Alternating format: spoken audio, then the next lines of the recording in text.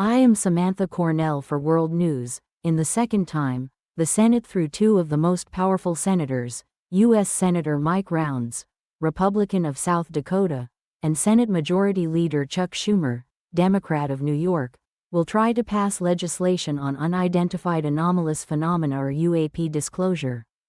They are better known as UFOs. This historic piece of legislation was tried to be passed in the House last year but was gutted down to small parts. As I said, they are trying to pass this legislation in full for the second time.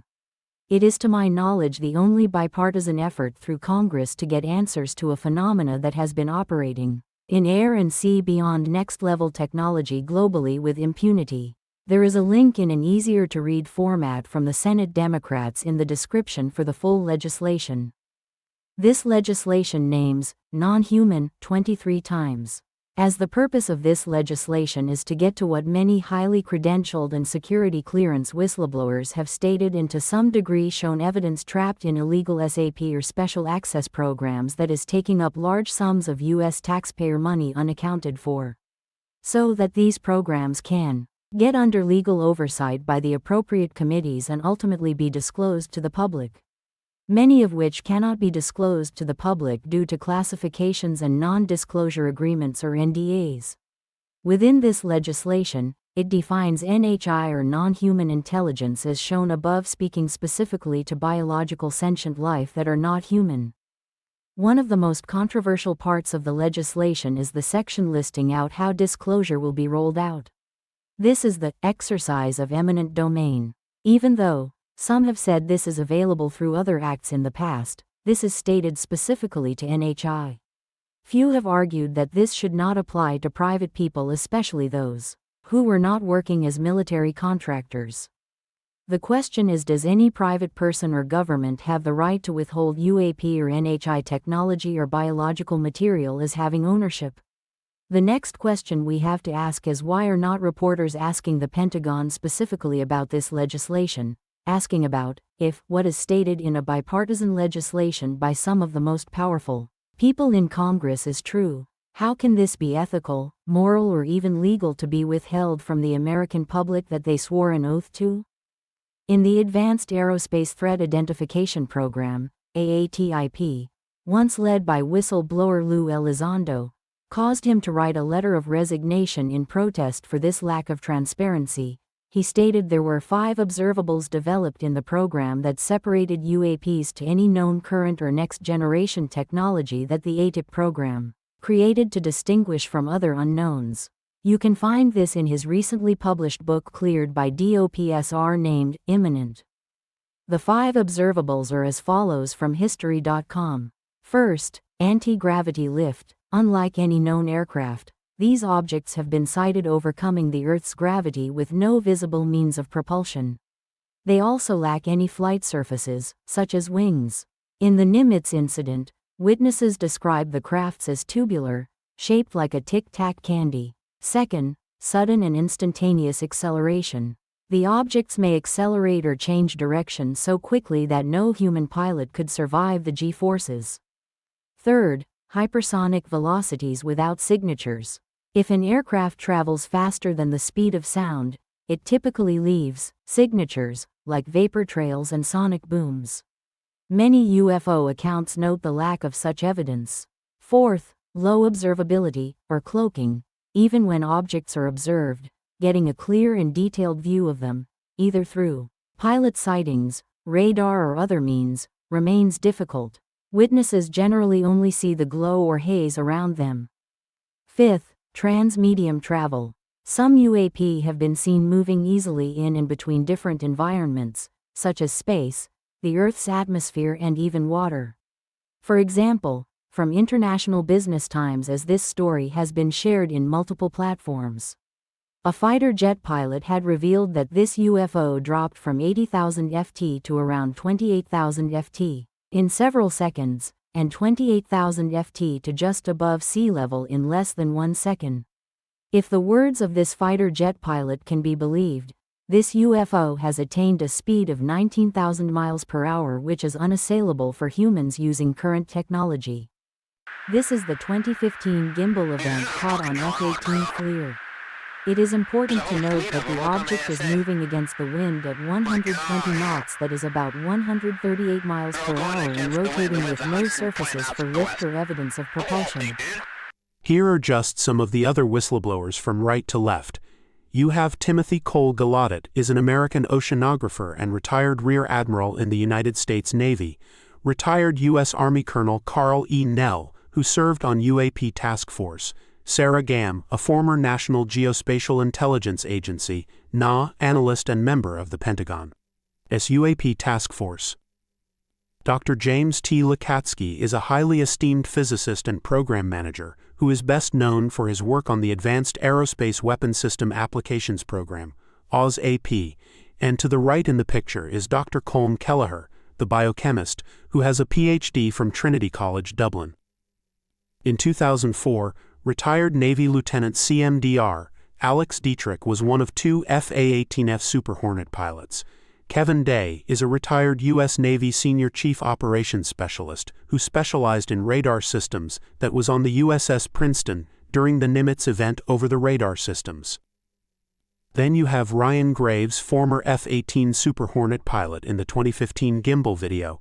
David Grusch, retired United States Air Force USAF intelligence officer, who served in various capacities, including the National Geospatial Intelligence Agency, NA, National Reconnaissance Office, NRO, and Unidentified Aerial Phenomena Task Force, UAPTF, commander.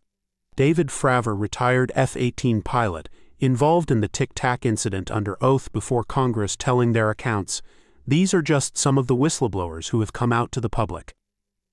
Christopher Mellon is a former Deputy Assistant Secretary of Defense for Intelligence and former Minority Staff Director of the Senate Intelligence Committee. He was one of the key figures who got the 3 Navy videos declassified and released to the public. He has been out in the public eye on UAPs, at least since 2019, who has stated in so many words, "The alien hypothesis is the best hypothesis." He has also stated that there are 4K resolution videos of UAP that would remove any doubt of NHI origin. It reminds me of the U.S. releasing a video to the public of a Russian Su-27 jet that dumped oil on one of the U.S. drones over the Black Sea. This photo of the video from the AP website, if that can be released to the public, one must ask why can better quality video be released to the public about UAP. Danny Sheehan is a constitutional attorney who has worked on some of the biggest scandals in U.S. history, for example, Watergate and Supreme Court cases that he won as the Iran-Contra lawsuit, the long history of accomplishments, not to mention his educational credentials, speaks to the credibility of himself and this subject. It would take several newscasts to speak to his working in some of the most influential crises in U.S. history. He has been working in Washington helping Congress with developing and drafting legislation on the UAP issue facing the globe. It comes at no surprise that he also represents whistleblowers like Luis Elizondo. The pictures above are from the New Paradigm Institute's website that he started. It is an effort to create a global grass movement to UAP secrecy from governments across the world. Thanks, Eric. I am Ramsey Picard with Ali Holmes. Now, it would be good for us to mention that senators and congressmen have come out to speak on this. Yes, Senator Marco Rubio has been reported to state that over 40 whistleblowers, and in a Newsweek article it is stated he said, have held very high clearances and high positions within our government, have come to Congress to report the same story that these whistleblowers have been saying that Eric just mentioned. Ali, did you know that in a debrief article, it writes about their podcast, Rebelliously Curious? Representative Burchett speaks to being told about crash retrievals, and he states that the UAP issue is neither a Democrat nor Republican issue. Yes, this correlates with the UAP Disclosure Act that is pushed by 2 senators of opposing parties. It is also what is said by former intelligence officers like David Grusch mentioned before. Do you think you could name all of the congressional reps on this issue who have been open about it? Dadgummit, don't know. Let me try. There is Democrat Jared Moskowitz, Republican Anna Paulina, Democrat Senator Kirsten Gillibrand, and Republican Senator Todd Young. Yeah, those are some of them. Do you know more? There is more? Let me try. Democrat Senator Martin Heinrich and Representative Nancy Mace? Yes, Nancy Mace is a key figure now since she will be heading the next UAP hearing scheduled November 13, 2024. She has stated, according to journalist Jeremy Corbell, "Hell or high water," that the hearing is happening. Wow, another hearing set so soon? I hope they pull out all the stops. I sure hope it does, with a title as Unidentified Anomalous Phenomena, Exposing the Truth. Let's hope they pull through. Back to Samantha. Thanks, Ali. There are also scientists who have taken on the challenge of trying to figure this out. This is outside the hurdle of government classification, with endeavors to figure out what is truly going on. For instance, Harvard's head in the astronomy department, Avi Loeb, started the Galileo Project to circumvent the government's approach to locking Galileo's telescope behind classification. You can find information on the link in the description. Dr. Gary Nolan of Stanford University is another very notable and credentialed scientist who has taken on this impossible-seeming task of UAP. He has stated the CIA has come to him to help with biological effects from UAP encounters. It is hard to quantify all of the work that Dr. Nolan has done through studying metamaterials through brain scan, testing on those affected by UAPs. It is noted thought that he started the Soul Foundation. Stated on their website, the time has come for serious, well-funded, and cutting-edge academic research into the nature of unidentified aerial phenomena and their broad cosmological and political implications. Is a game-changer in our understanding of this global phenomenon. Here, the Soul Foundation has and will present symposiums. The listing on the left is from last year's conference with the names of whistleblowers, scientists and government officials, and on the right is this upcoming showing the list of presenters. It should be noted that in 2023 they had Larry Maguire MP, House of Commons of Canada, and for this year's Sol will have Yoshiharu Asakawa, who is General Secretary of the UAP Caucus, Parliament of Japan's role in creating international cooperation on the UAP issue. This showing Seoul's efforts for a global scientific effort in understanding the phenomenon. Dr. Kevin Knuth presented at Seoul, who is an associate professor of physics at University at Albany.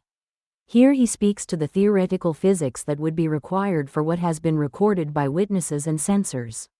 He also published a paper in estimating the flight characteristics of UAP vehicles. The link for his paper will be in the description, showing the graphical abstract in the paper. Here is a summarization that Google's Gemini made of his presentation at Seoul in 2023. Here he speaks to true skepticism at the beginning of his lecture.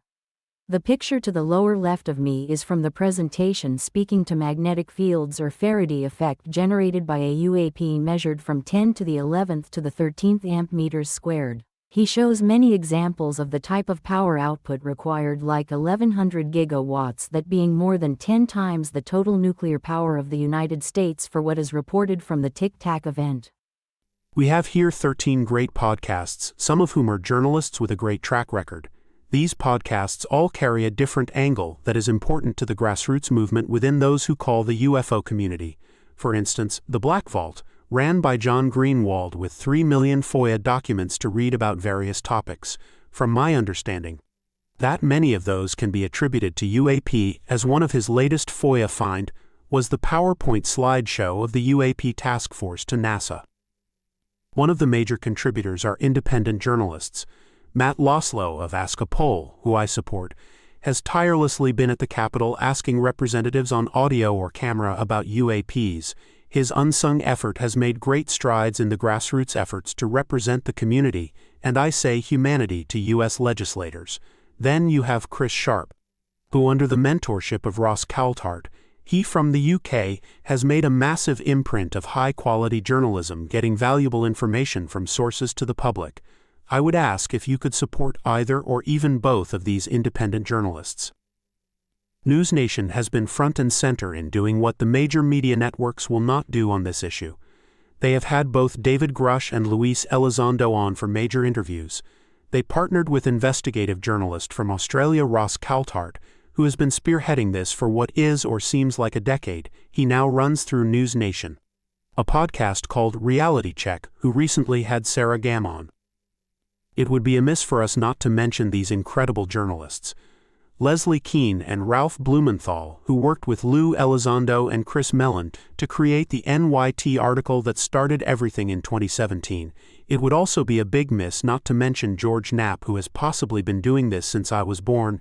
He broke stories that now to an honest skeptic should seem plausible from the 80s, if not earlier, who now runs the podcast Weaponized with what can only be described as the UFO bull, journalist Jeremy Corbell.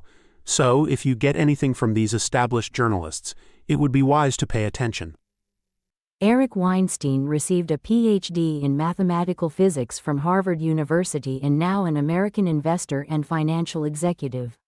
Is possibly one of the few true skeptics in the UAP, UFO topic. He had a lengthy discussion on one of Jeremy Mickles on his show, American Alchemy, discuss the physics of remote viewing with Dr. Hal Puthoff, who ran CIA's Stargate program. Yes, UAPs did come up in the conversation, but he has said something that I have heard him say in a few of the podcasts that has stuck with me, and I will leave you with this as I try to be as close as I can to what he said. This can't be nothing. We would like to express our sincere gratitude for the whistleblowers who have come out of the shadows. To add a special thank you to the whistleblowers who have came out publicly putting themselves and their family in possible harm's way. Even further, my heart appreciation to those who went under oath putting themselves at risk under the law for perjury. Many of you fulfilled your oath, not to your leaders but to us as Americans and the Constitution. As you continue to fight for humanity for disclosure, may the force be with you.